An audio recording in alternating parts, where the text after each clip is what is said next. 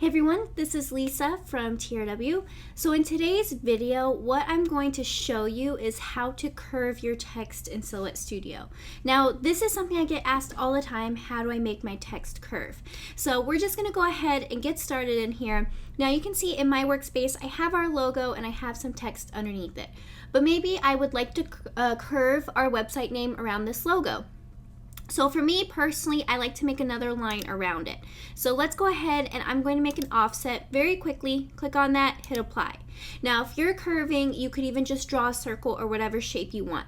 Now the cool thing about curving your text is actually what you're doing is you're putting text on a path or a line.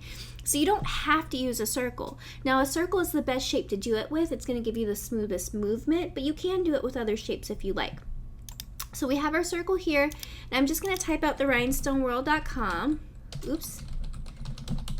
And let's go ahead, I'm going to highlight this, and we are going to change this over to impact font, and I'm going to fill it in so you can see it.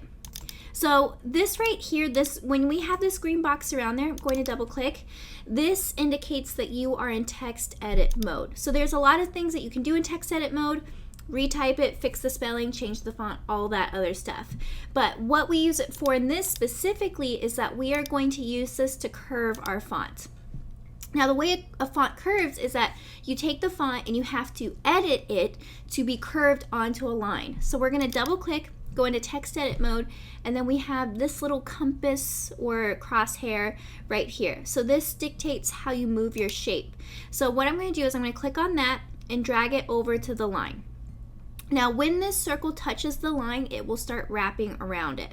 All right, so let's check that out. All right, so we have that wrapping around there. I'm just going to bring it down and bring it on top. And there's a couple of the things I can do. We have this little slider here. I can bring it up or down. We can kind of set it on there. So I'm just going to drop it right back on that line. So now I have my text curved.